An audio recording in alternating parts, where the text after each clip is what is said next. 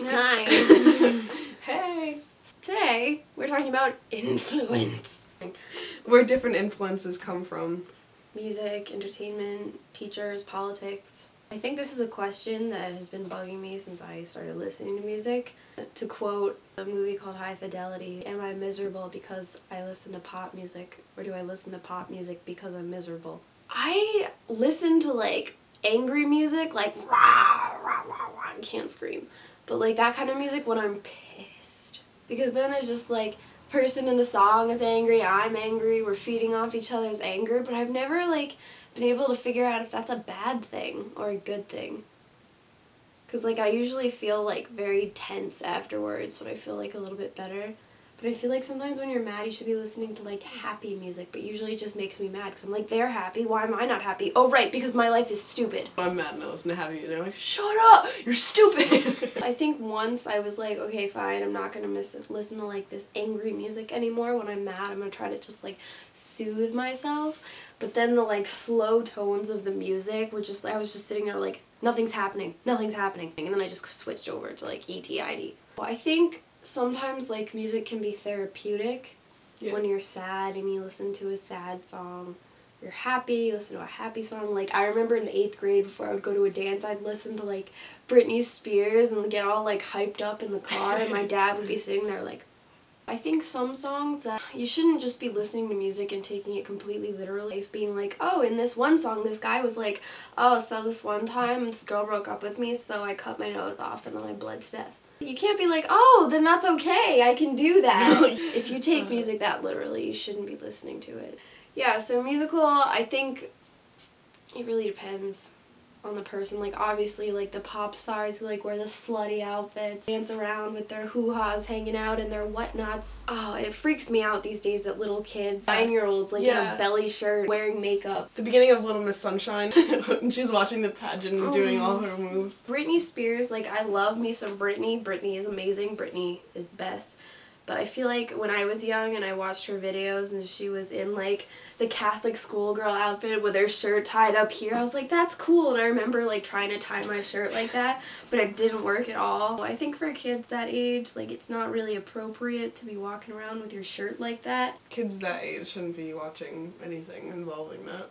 There was an event at my school, at our school, an assembly where they talked about influences, and they showed the Avril Lavigne video. Yeah, I'm like a girlfriend. And the Avril is like the cool chick with the black hair, and she's like getting all up on this guy's face, who actually was beaten with the ugly stick a little, so I don't know what the big deal was. And then his like nerdy little ginger girlfriend, and she kept like harassing her, but it was actually Avril dressed up differently. Yeah, both of the girls were Avril. So, and she's sitting here, like, punching her, trying to get the guy. And she, like, pushes her in a big potty. What are they called? Big potty. Porta potty. Pushes her down the hill. And the whole school was just, like, laughing at how ridiculous it was. Because the teachers were like, this is bad. This shows you that bullying is okay. But it's just funny because, like, we were just sitting there. We're like, yeah, but she's beating up herself. It's not like it's a different little nerdy actress who she's pushing in the pond and, like, hitting in the head with a golf ball and pushing in a big potty. Yeah. I think some parents take it more seriously than they should with music. Like, parents who don't let their kids listening to music with, like, bad lyrics. Like, I remember in the car I played the song, it was a Taking Back Sunday song. And I think the lyric was, like, I just want to break you down so badly. And my mom, like, flipped out. And she was like, this is ridiculous. This is too violent. And I was, like, 15, 14. She's like, this is sending a bad message. And I'm like, yeah, I'm just going to go take a jackhammer and just pound you into the floor. I don't know. I think if you can feel yourself getting influenced by something in a negative way, then maybe don't do it. If you like a musical artist, and then you look into their, like, life outside of just being music or whatever, and that, like, sort of leads into this, that Rihanna, Tiger Woods. Yeah, I think a lot of people misplace their, like, trust in looking at role models in these celebrities because they don't know them.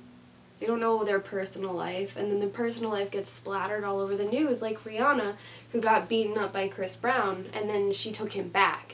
And then I saw an interview with her, and she had a Jamaican accent, which I totally didn't expect. Or islands off the coast of places accent.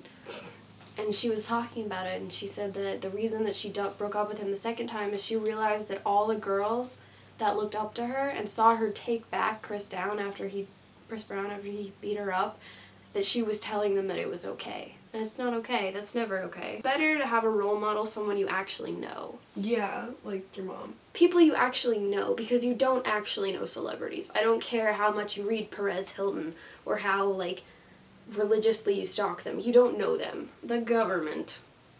I don't know if any of our viewers have read, like, what is it, 1984 and Brave New World, but we had to for school, and it scared the bejesus out of me. And then there's the V for Vendetta. People shouldn't be afraid of their government should be afraid of their people. Which I get, that's awesome, but I think a lot of kids, this really irritates me. When a kid is like, well, I'm a Republican because my daddy is. I'm like, do you know anything about it? Well, they, like, want to keep their money and not give it to other people and stuff. And I'm like, okay, that's, like, the most basic description of a Republican you could ever make. I can't stand it when kids are like, well, it doesn't affect me. I'm like, are you stupid? Even though you can't vote, you should still know what's going on, because it's going to be important. Like, the issues with Bush, everything that happened with Bush, you had to take into account for when you were voting, because of all the different tactics to get us out of Iraq and out of the situations. They were all relevant to the next election. And obviously we couldn't vote in that, but other people could have. So if they weren't paying attention during Bush's term, then they couldn't really have a clear opinion of who to vote for. Or just ask your parents what's going on at dinner. I mean, those conversations at the dinner table are awkward as it is. It's nice to have something to talk about. Besides the how was school, it's fine. What happened? Nothing. Do you have any quizzes? Shut up! I'm trying to eat! I don't want to talk about the devil. And I don't know, that's just how my dinners used to go a lot. Now my dad just says British things and I laugh. But, yeah, so pay attention. Sorry there was no skit-sicle today. I didn't really know how to make a skit out of this. Yeah. I was thinking, like, maybe I could pretend to be Paris Hilton and Sam would be a young girl being influenced by me, but I don't think I could do that to her because she would take it literally. Okay, we're done. Bye.